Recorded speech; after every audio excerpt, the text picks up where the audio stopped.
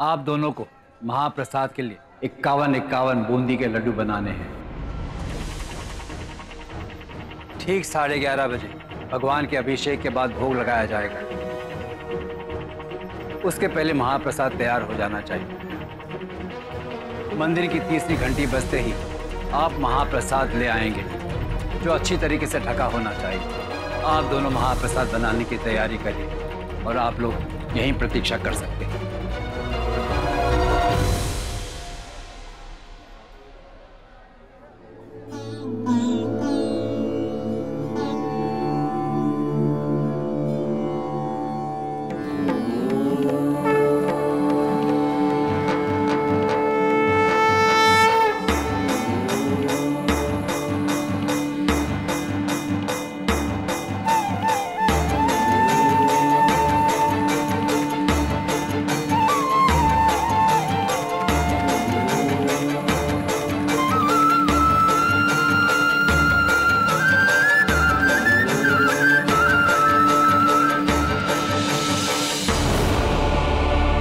मेरे पास सिर्फ 40 मिनट है और अभी तक चाशनी भी नहीं बनी है।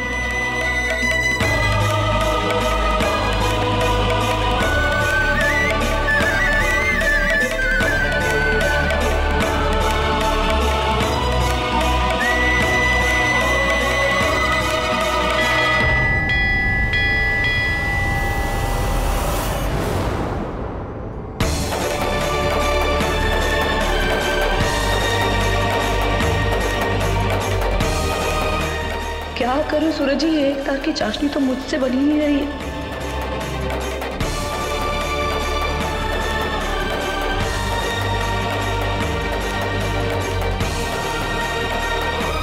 संध्या जी, आपका सूरज आपके साथ है।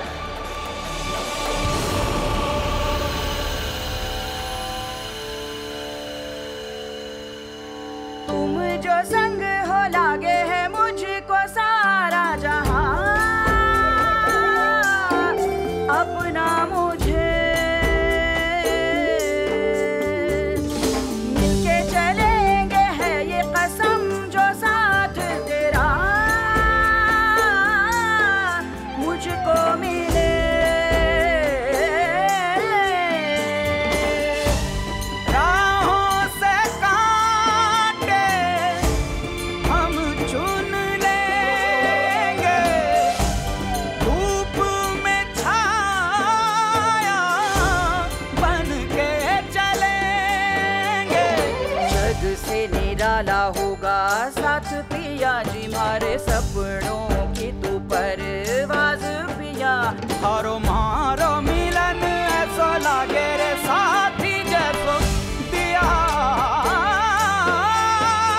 और बाती हो दिया और बाती हम।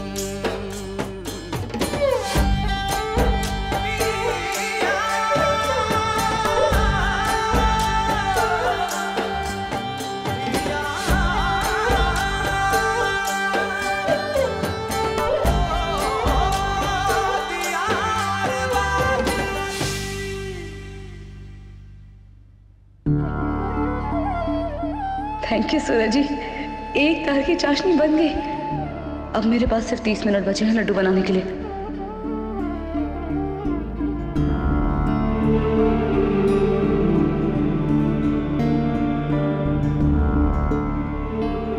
संतोष, तू परेशान क्यों नहीं हो? सब ठीक हो जाएगा।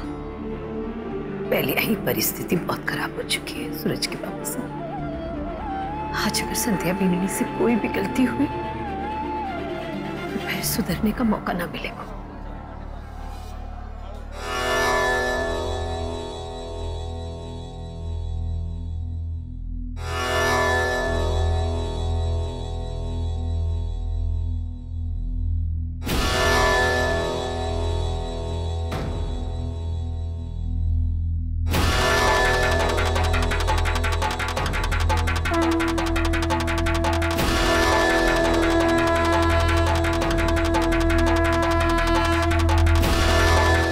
सिर्फ 25 मिनट बचे हैं मेरे पास और अभी तक मेरा बूंदी का घोल भी तैयार नहीं हुआ है।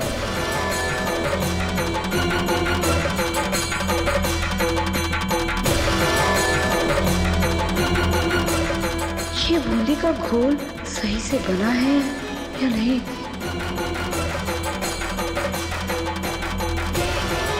आज क्या करेगी? आज तो इसकी गलती सुधारने के लिए सूरज भी नहीं है।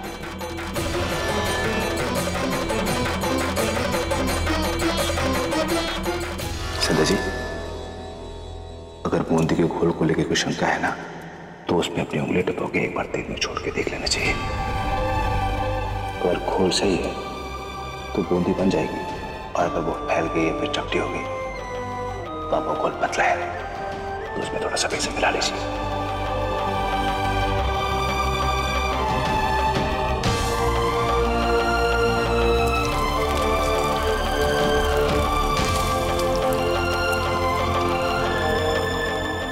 घोल पतला है।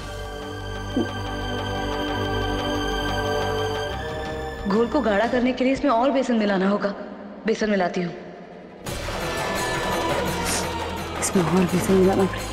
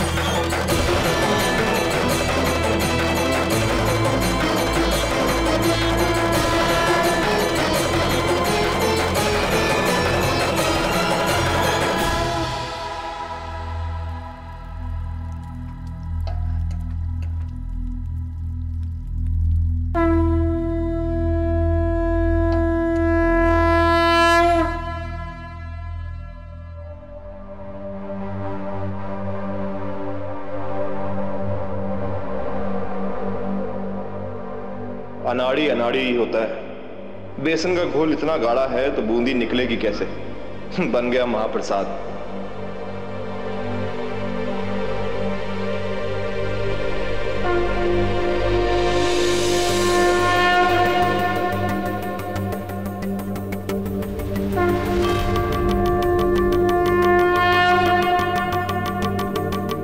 बूंदी तो निकल ही नहीं रही है सूरज जी, क्या करूं?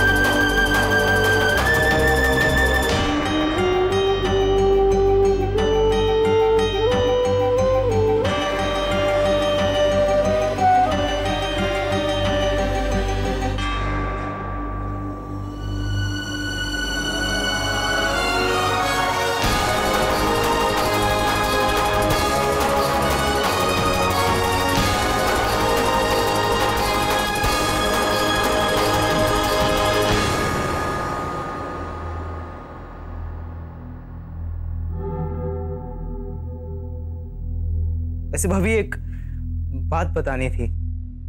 मेरी हमेशा से एक दिल की तमन्ना थी कि मेरी भी बिल्कुल आप ही की तरह एक प्यारी सी भाभी हो, और आपसे मिलने के बाद ऐसा लग रहा है जैसे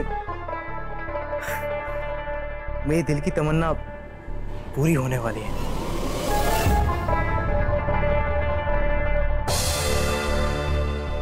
ऐसा लग रहा है जैसे मैं अमीर हो चुका हूं।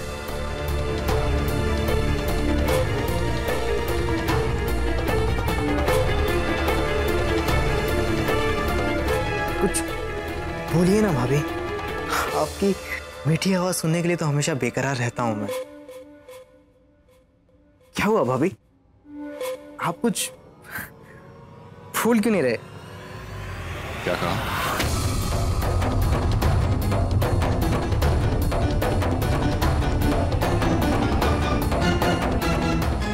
हर रिश्ते की एक मर्यादा होती है। मुझे पता नहीं कि आपके यहाँ क्या रीत है, लेकिन हमारे यहाँ भाभी को माँ का सम्मान दिया जाता है। भैया मैं तो मजाक कर रहा था। शादी ब्याह के माहौल में थोड़ा बहुत तो मजाक चलता ही रहता है ना। मजाक इसलिए होता है ताकि दो परिवार आपस में एक दूसरे के करीब आ जाएं। उनमें जो अनजानापन है वो निकल जाए, लेकिन जब उसकी आड़ में मर्यादाएं टूटे ना तो वो गलत है। आपकी शादी होने वाली है, आप मेरी बहन के पति बनने वाले हैं। आपकी हिम्मत कैसे हुई मेरी पत्नी से ऐसे छेड़छाड़ करने की? मैंने कुछ नहीं किया, बस अभी होने के नाते बस थोड़ा बहुत मजाक किया जो चलता ही रहता है। पर भाभी ने तो बात का पतंगड़ बना दिया। खबरदार और कुछ बोल मत। अरे आप लोग तो बात का पतंगड़ बना रहे हो। होने वाले दमाद की कोई इज्जत ही नहीं है। मैं भी सब लोगों को बता के आ रहा हूं। हद हो गई, ये तो हद ही हो गई। ओह गॉड, व्हाट द हेल, कहां लेके गए आप लोग मेरे को? ये कोई रिश्ता है? क्या हुआ? क्या हुआ बेटा? ओह, क्या हुआ बेटा? माफ कीजिएगा मासा, पर मैं कभी सोच भी नहीं सकता था कि आपके परिवार में इतना छोटा मोटा सा मजाक करने से इतना बड़ा अपराध मानते हैं। मेरी भाभी के साथ मैंने थोड़ा बहुत मजाक क्या किया, इन लोगों ने तो बात का बतंगड़ बना के रख दिया। बात का बतंगड़ आपने बनाया मयंक जी। मजाक करने की एक हद होती है और आपने आज वो हद पार कर दी। मासा, इतने दिनों से मुझे लग रहा था कि एमिली मयंक जी से दूर क्यों भाग रही है। अब समझ आया, इन्होंने रिश्ते की आड़ में अपनी हदें पार की। इमली बिंदनी, के ये बात सही है?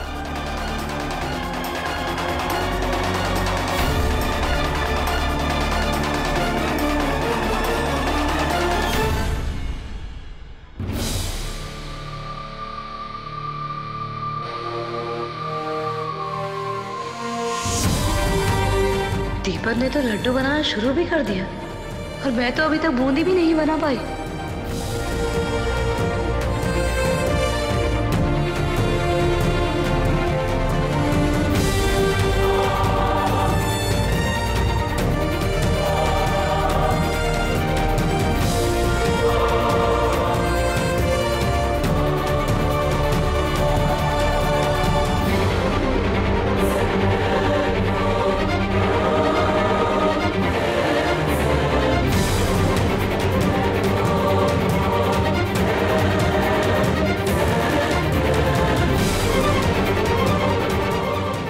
लड्डू जल्दी जल्दी बनाने होंगे, टाइम ही नहीं बचा।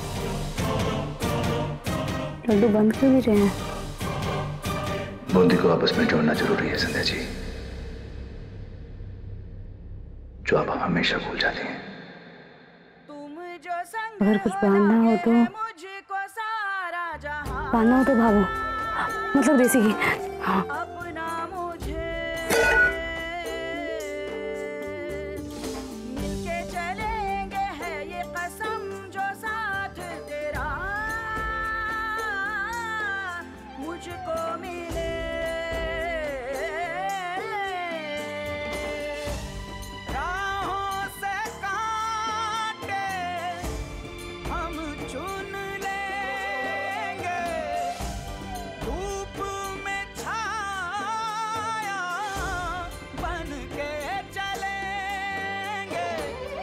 से निराला होगा साथ पिया जी, मारे सपनों की तू परवाज पिया।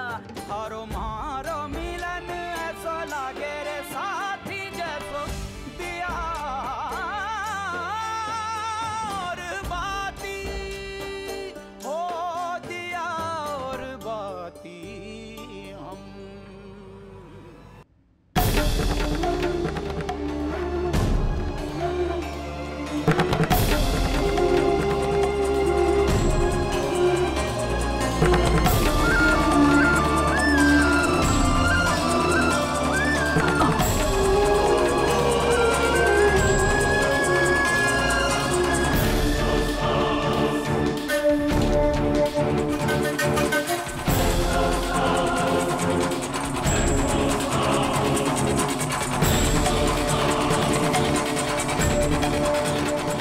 पूरे 51 हो गए। इसने तो बढ़िया 51 लड्डू बना लिए। कुछ तो चक्कर चलाना होगा। बोल ना बिंदनी।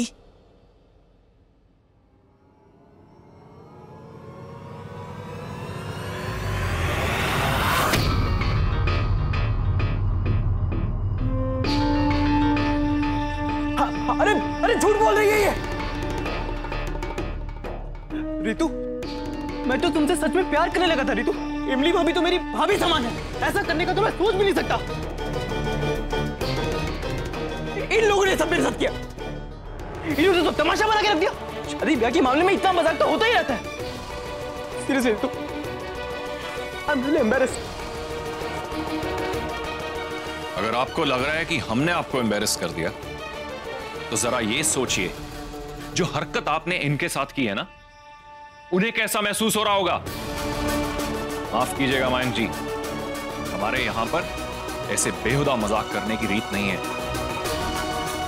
ओम सही कह रहा है, हमें ऐसी मजाक पसंद को नहीं, जो रिश्ते की मर्यादाएं खंडित करे। माफ कर दीजिए समदन साहब,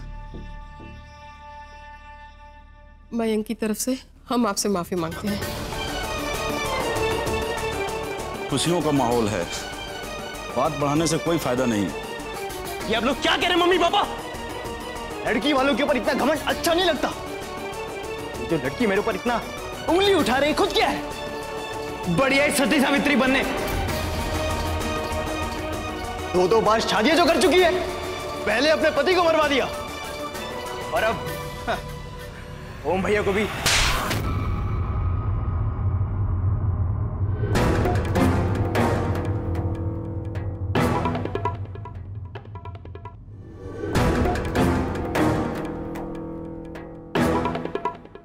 मैं अब तक इसलिए बर्दाश्त कर रहा था क्योंकि मेरी बहन की जिंदगी का सवाल था। एक शब्द और मेरी पत्नी के खिलाफ निकाला ना, तो मुझसे बुरा कोई नहीं होगा। निकल जाओ यहां से। यहां रुकना कौन चाहता है? एक सेकंड के लिए भी नहीं रुकूंगा मैं यहां पे। नहीं करनी मुझे ऐसे घर में शादी जहां पे मजाक मस्ती को इतना सीन बना के रख दिया जाए। चलिए मम्मी पापा।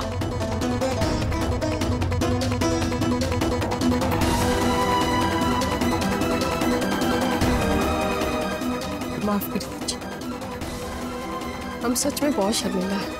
जो कुछ भी हुआ उसका हमें बहुत अफसोस है। हो सके तो हमें माफ कर दीजिएगा।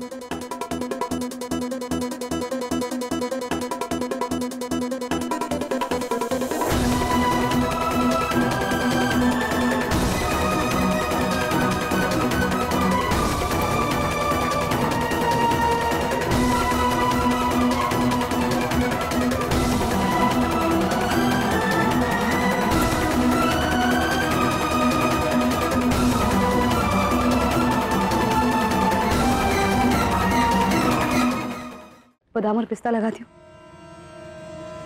ये तो इलायची है। बादाम पिस्ता।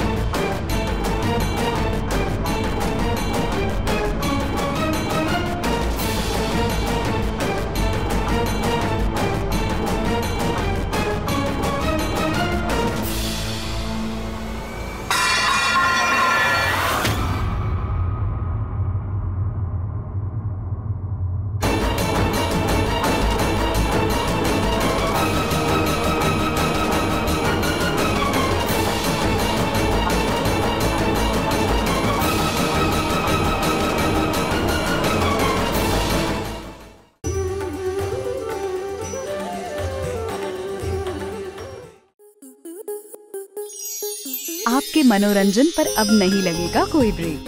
स्टार प्लस के बेहतरीन शोज देखने के लिए लाइक, शेयर और सब्सक्राइब करें स्टार प्लस यूट्यूब पेज को।